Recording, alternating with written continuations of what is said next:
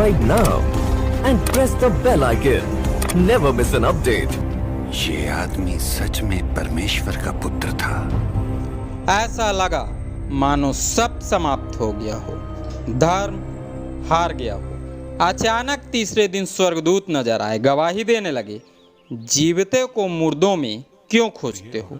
वो जी उठा है, तुमसे मिलने वहीं आएगा जहां आने का उसने वायदा किया है। परमेश्वर का अभिषेक पाने के बाद यीशु मसीह कभी रुका नहीं। दिन हो या रात परमेश्वर की योजना पूर्ति में सदा जुटा रहा।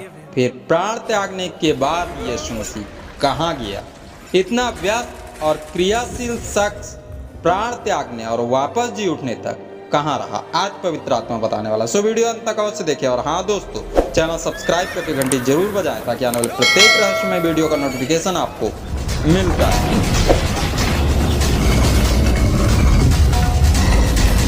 यह कोई प्रमाण नहीं, सिर्फ और सिर्फ बाइबल की भविष्यवाणियों की गणनाओं पर आधारित अध्ययन है। प्रकाशित वाक्य 13 अध्याय 6 पद। उसने परमेश्वर की निंदा करने के लिए मुंह खोला कि उसके नाम और उसके तंबू अर्थात स्वर्ग के रहने वालों की निंदा करे।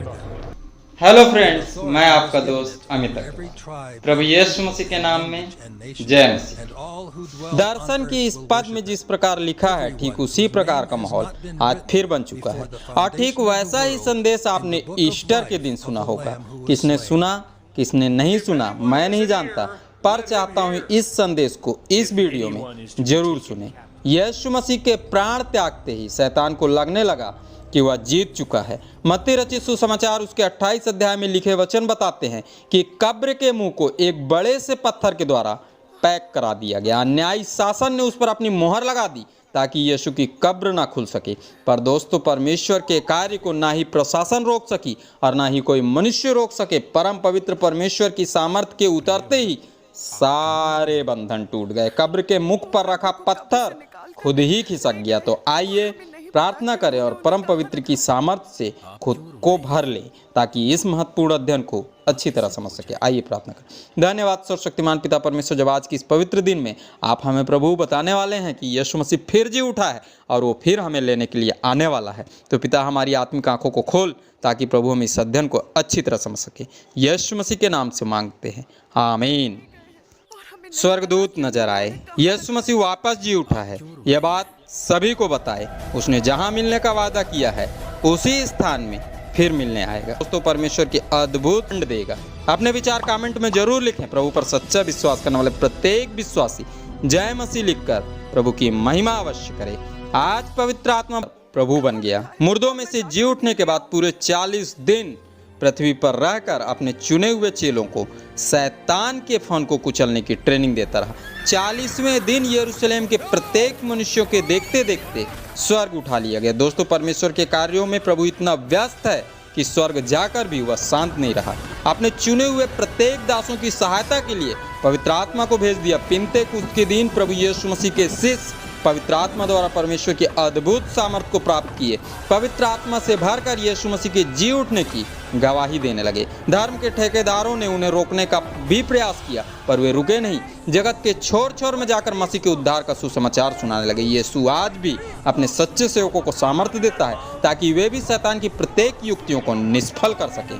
प्रकाशित वाक्य की पुस्तक में लिखा हमारा आज का अध्ययन पद कहता है कि बहुत जल्द आने वाली भ्रष्ट सरकार का वर्चस्व छाने वाला है। सताव भयंकर रूप से आरंभ होने वाला है, पुनः भयंकर हाहाकार मचने वाला। दोस्तों, आने वाले दिनों में फिर कई धार्मिक स्थल जला दिए जाएंगे, कई धर्मी बेदर्दी के साथ मार दिए जाएंगे। ऐसा लगने लगेगा मानो धर्म समाप्त हो चुका हो, शैतान जीत गया हो। तब आने वाली भ्रष्ट सरकार का प्रशासक परमेश्वर की निंदा करने के लिए मुंह खोलेगा। परमेश्वर के पवित्र नाम और उसके पवित्र स्थान तंबू अर्थात स्वर्ग के रहने वालों की निंदा करेगा। स्वर्ग में कौन रहता है? वह जो सादेह स्वर्ग उठा लिया गया है। उसने वायदा किया था विश्वासियों के लिए स्वर्गीय पिता के घर में जगह तैयार करेगा। वो वायदे का सच्चा परमेश्वर है। सो आज भी वो स्वर्गीय पिता के घर में विश्वासियों के लिए जगह तैयार कर रहा है। जैसे ही जगह तैयार होगी वो फिर आएगा, स्वयं पर विश्वास करने वाले अपने प्रत्येक विश्वासियों को अपने साथ ले जाएगा। समय के पूरा होते ही अर्थात जगह तैयार होते ही पहला पुनरुत्थान होगा। जो धार्मिक सताओं में मारे जाएंगे वे सभी, चाहे किसी भी जात के हों, किसी भी देश या किसी भी रंग के हों, स्वर्ग उठा लिए जाएंगे। स्वर्ग जाकर प्रभु और परमेश्वर की महिमा गाएंगे, उसकी स्तुति में अपना समय बिताएंगे। स्वर्ग में विद्यमान 4 प्राणियों की तरह वे भी हालेलुया हालेलुया पवित्र पवित्र पवित्र पुकारने लग जाएंगे। इन्हीं स्वर्ग के रहने वालों की उन दिनों की आने वाली भ्रष्ट सरकार का प्रशासक निंदा करना चाहेगा।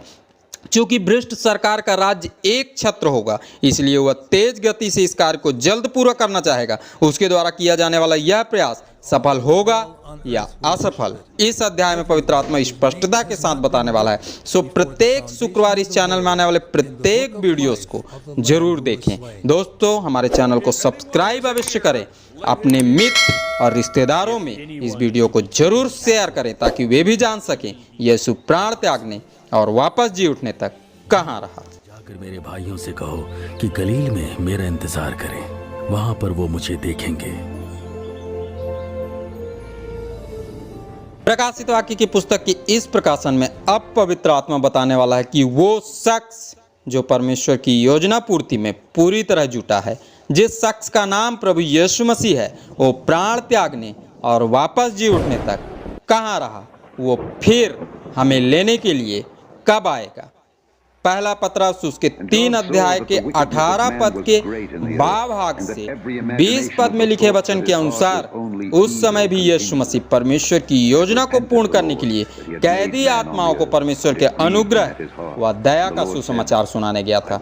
जिन्होंने धर्म प्रचारक नूह के प्रचार पर विश्वास नहीं किया था, उन कैदी आत्माओं को एक बार फिर से परमेश्वर की अद्भुत ज्योति का दर्शन कराने गया था। कई टीकाकारों का कहना है जब यीशु मसीह उस स्थान पर पहुंचा तब शैतान कांप उठा, सोचने लगा अंधकार के राज्य में ज्योति कैसे चमकने लगी। दोस्तों, उन्हीं दिनों से शैतान यीशु मसीह के प्रत्येक सच्चे अनुयायियों को मिटा देने के प्रयास में तन्मयता के साथ जुटा हुआ है। आज भी वह लोगों को बहकाकर मसीह के अनुयायियों को मिटा देने का पूरा प्रयास कर रहा है। वीडियो आपको अच्छा लगा हो तो नीचे दिख रहे लाइक के बटन को जरूर छुएं। दोस्तों, आने वाले दिनों में जब शैतान थक जाएगा, उसका कोई भी उपाय उसके काम नहीं आएगा, तब समुद्र की बालू में खड़ा होकर आने वाली भ्रष्ट सरकार का इंतजार करेगा। आने वाली भ्रष्ट सरकार के प्रशासक को धन, वैभव और अपना अधिकार देगा। शैतान अपने इस बंदे के द्वारा फिर हाहाकार मचाएगा, प्रभु पर विश्वास करने वाले सच्चे विश्वासियों को फिर सताएगा और साथ ही स्वर्ग में रहने वाले प्रभु उसके पवित्र लोगों की निंदा करने का हर संभव प्रयास करेगा ताकि मसीह को मानने वाले लोग भी भटक जाएं। स्वर्ग से पृथ्वी पर आने वाली परमेश्वर की सामर्थ्य रुक जाए।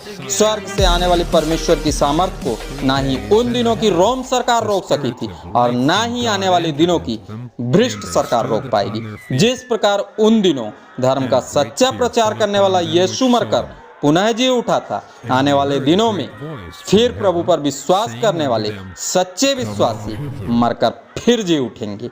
सो आज के अध्ययन से मिले शिक्षा के पद को सदैव कुरिन्थियों की पहली पत्री उसके 15 अध्याय के 22 पद में पाया जाता है। आइए इस पद को हम धर्मशास्त्र बाइबल से, जैसे आदम में सब मरते हैं वैसे ही मसीह में सब जिलाए जाएंगे। आप सबों ने इस अध्ययन को ध्यान से सुना। आप सबों का बहुत बहुत धन्यवाद। खुदाबंद यीशु मसीह के नाम में आमीन।